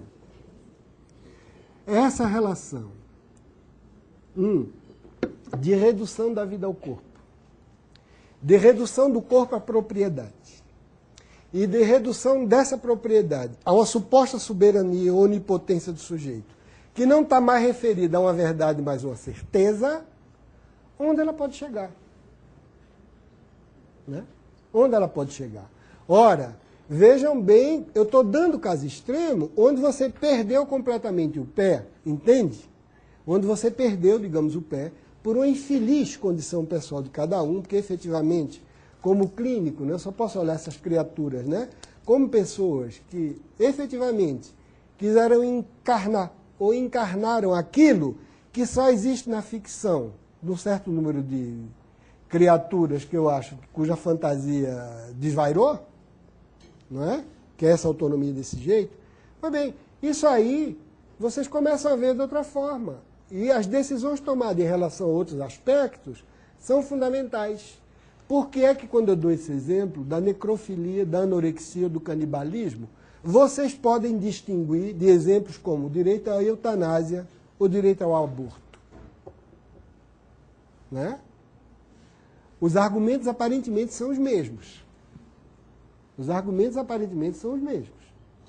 A autoridade sobre o próprio corpo e o direito de decidir sobre a própria vida. Só que nós ainda conservamos toda a matriz da sabedoria, da ética, dos princípios judaico-cristãos dentro da nossa cabeça. De maneira que, se você justifica isso, o argumento último, se você quiser, ainda é a defesa da dignidade da pessoa, não do seu corpo. Vejam bem como que entra aí, não é uma consideração científica, é um significante de verdade. Do ponto de vista da realidade científica, tanto faz, nem vida nem morte existe. Existe transformação de estado. Uma coisa passou de estado de célula X para outro de estado de célula Y, para uma economia hormonal X e Y. Da mesma maneira, comer ou ser comido, que história é essa? Estou descrevendo o processo. Isso é uma antropomorfização. Não é que cadáver ou não cadáver, o que é isso? Isso é uma coisa que mudou ali simplesmente. Tem um determinado sistema orgânico, né, que por condições de envelhecimento, ou porque emperrou, parou de funcionar. Entende? E o outro do lado de cá, vocês veem o que é esse universo da certeza? Não tem a ver com ciência, tem a ver com cientificismo. É o que eu chamo. Né?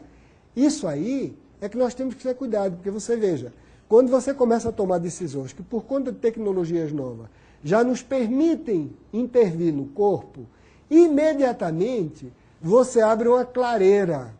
Em vez de pensamento científico, né, imediatamente você começa com a reflexão ética, para alguns, ou espiritual para outros. E o debate se passa de tal maneira que uns não gostam, outros não, mas isso não escandaliza, como agora, quando eu citei esses exemplos extremos. Porque eu estou num universo em que a certeza está subordinada à verdade, em que a certeza está subordinada a algo da ordem do bem, que embora eu não tenha provas, eu sei que eu não posso abrir mão, sob pena de não mais me tornar um sujeito. Sob pena de me tornar qualquer coisa, ou uma vida que transcorre num patamar de imanência, nivelado num certo tipo de processo, que me faz abrir mão e perder completamente de vista o que significa dignidade. Mas a gente tem outras coisas. O colega ali quer opor outra pergunta. Tem uma sequência.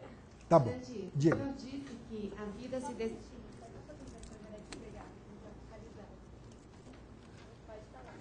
O senhor disse que a vida se decifra no corpo. Num mundo como hoje, em que há tantas pessoas deprimidas e pessimistas, onde é que está a vida, então? Uhum. Olha, eu acho que o exemplo que você está dando, né, da depressão e do pessimismo, significa que a gente está confuso em relação ao agente imediato da crença e da verdade. Não é? O que é que eu quero dizer com isso? Porque a gente se deprime tanto? Porque nossos adultos e nossos pais são partidários da tal crença descafeinada.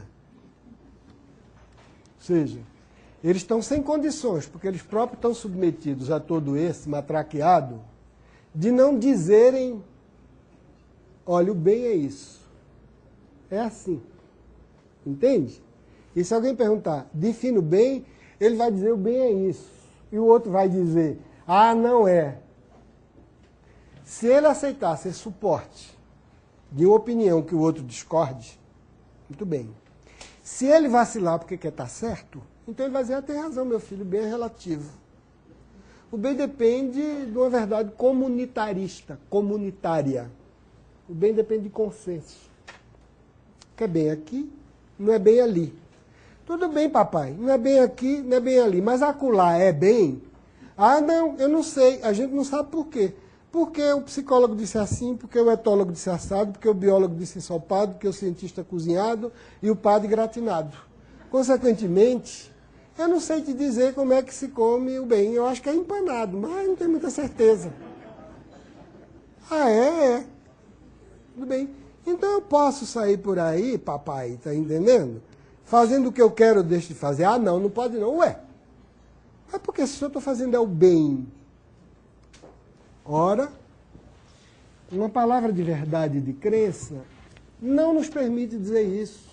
Vai dizer, mas que criatura conservadora, que dinossauro, como é que ele não acha que o bem é relativo? Pois não, não é. Né? O bem não é relativo. E porque ele não é relativo, ele permite que a gente tenha essa expansão dessa discussão em torno de seus temas correlatos.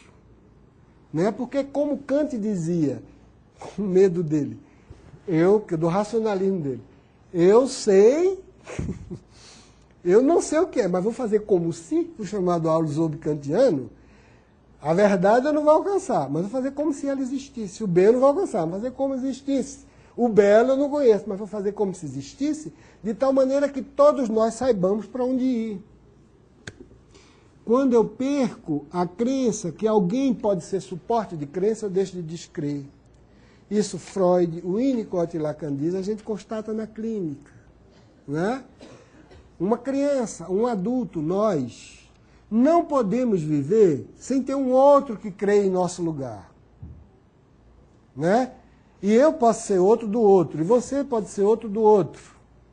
Mas eu tenho que chegar a um ponto em que algum outro eu respeite.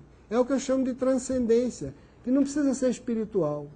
Precisa ser aquele reino das ideias, que não está em continuidade comigo, de onde eu derivo isso. Algo que não se deixa atingir pela verdade, pela certeza epistêmica da ciência, entre aspas, de novo eu digo isso com prurido, né? Porque ninguém mais do que eu, admirador da ciência, né? Uma maravilha do engenho humano, mas como eu detesto o cientificismo. Porque ele quer dizer, e nesse caso, que eu posso, que eu sei, que eu estou lá, que eu cheguei, que eu suporto qualquer coisa. Então, é desse aspecto. Vejam bem, eu sei que esse raciocínio pode parecer um pouco complicado, mas é porque nós não estamos habituados ainda a analisar isso, que é uma crença básica de nossa sociedade. A gente está sendo obrigado a olhar à distância qualquer coisa que era básico. A gente está sendo obrigado a colocar debaixo dos olhos para não perder aquilo que informava meu olhar.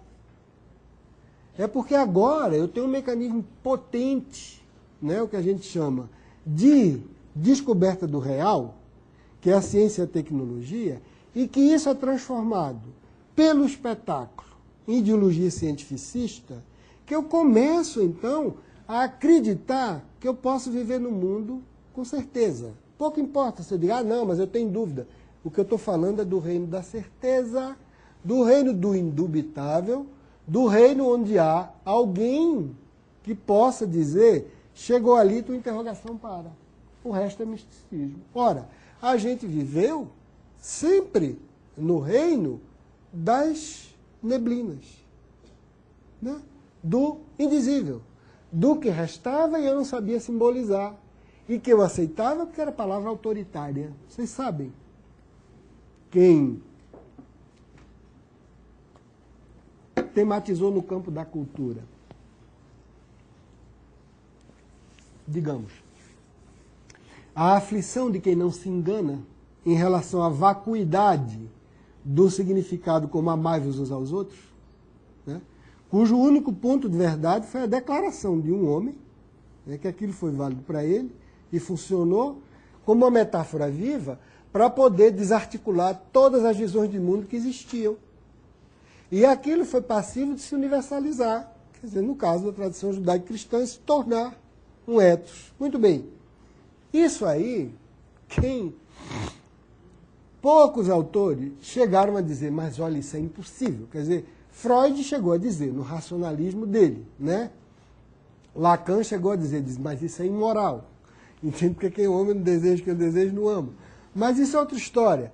Mas dentro do pensamento cultural, tem uma pessoa que conseguiu ver isso e o resultado é a paralisia, entende? Mas veja só, o que é que ele tematizou? Ele tematizou o seguinte: sem a ilusão do sentido, do deslizar do sentido, a lei, o mandamento, aparece de modo que me coage a obedecer aquilo que eu não sei o que eu devo obedecer. Sabem do que eu estou falando? De Kafka. Entende? O que é que você diz? O famoso pedaço dele, né, que está no processo diante da lei, onde a lei estava lá. Entende? Só que ele não sabia o que ela significava. Né?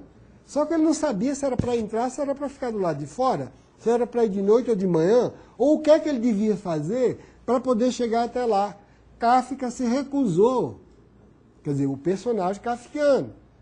O personagem kafkiano se recusou a fazer o que nós fomos. Ou seja, pôr nosso grão de interpretação naquilo que a lei significa. Dizer, ah não, a lei está me convidando a entrar. Se eu calçar 41, eu entro. Entende? Se eu me pintar de vermelho, se eu falar tcheco e alemão e russo, eu vou ser admitido no castelo. Se eu não for, eu não vou. O outro diz que nada, eu preciso ser francês. O outro que nada, eu preciso ser brasileiro, nascer em Campinas para entrar no castelo. O outro diz qualquer coisa. E é nesse tipo de qualquer coisa, é nessa invenção permanente de uma última palavra que diz, eu tenho para onde ir, né? Eu devo ser assim, eu devo ser de tal maneira para poder merecer o que eu chamaria de amor do outro, para poder merecer qualquer coisa que eu acho que vai qualificar, dignificar a minha vida. Isso é um processo constante, isso é que é a estrutura de verdade. Né? Verdade não significa adequação nem correspondência. Isso é claro, existe uma definição de verdade como essa, a definição pragmática, a definição analítica, a definição metafísica tradicional. Essa outra que nós falamos, essa definição psicanalítica, é a que percebe que sem esse tipo de verdade, e só com a certeza do calculável, do pesável, do mensurável, e da transposição desse ideal de certeza para o mundo dos negócios humanos, para o mundo dos negócios afetivos, para a nossa vida pessoal, isso traz uma sobrecarga que dificilmente a gente pode suportar. Eu acredito que não pode. Então, quando você fala de depressão, eu falo foi alguém que, quem estava perto, e que devia fazer circular o significante de verdade, ou seja, creia que a vida é um bem, que a vida vale a pena ser vivida, esse alguém falhou. Esse alguém falhou. E falhou não apenas porque disse eu não creio, mas o outro acredita. Falhou porque não disse isso, talvez. Entende? Olha, eu não acredito que a vida vale a pena ser vivida. Está entendendo? Mas um outro acredita. Porque no fundo, pensem bem na vida, né? Nessa estrutura que a gente existiu. Bom, olha, o mundo é um vale de lágrimas, né? Mas Deus disse que tinha redenção. Entende? Ou outro, ainda está muito duro, muito difícil. Mas Pierre-Simon Balanche, Karl Marx, Adam Smith, entende? Auguste Comte, pouco importa. Disse, está entendendo, que a gente chegava lá. Que a perfeição não estava cá. Estava adiante. Né? O outro, feito Freud, disse, não se incomoda. A vida é você trocar a miséria neurótica pela miséria banal. Mas olha, não se incomode, tem um consolo, tem a sublimação. Né? Então, lá no sublime, na arte, né, a gente encontra um contentamento ótimo. Né? A gente pode rir, chorar, despejar a nossa agressividade, todos os nossos excessos libidinais. Depois fechou o palco, bate palma, a gente volta para casa e vai de novo para o Vale de Lágrimas. Né? Entende? Isso aí, que é uma ideia tipicamente romântica, né, da vida duplicada, da vida como representação. O primeiro autor foi o Schopenhauer, que disse essa vida como força, como vontade, essa vida é má, essa vida faz da gente marionete, ela faz, e ele dizia isso, a maior prova é o sexo. Veja, vira você de cabeça para baixo, você quer ter, não pode, quer pode não ter, em suma. Então, como a gente não controla isso, vamos ser mestres da ficção. Vamos colocar tudo isso, está entendendo, na arte, e ali a gente é senhor dos acontecimentos. Ali nós podemos ter prazeres formidáveis, sem estar submetido a essa escravidão da vida. Pois bem, Freud dizia isso. Mas, pensem no mundo, que eu não acho que seja o nosso, né? Eu repito isso, senão a gente não estaria aqui. Meu Deus do céu, nós estaríamos o quê? O que eu posso achar de mais próximo da experiência? O campo de concentração. O campo de concentração. O gulag.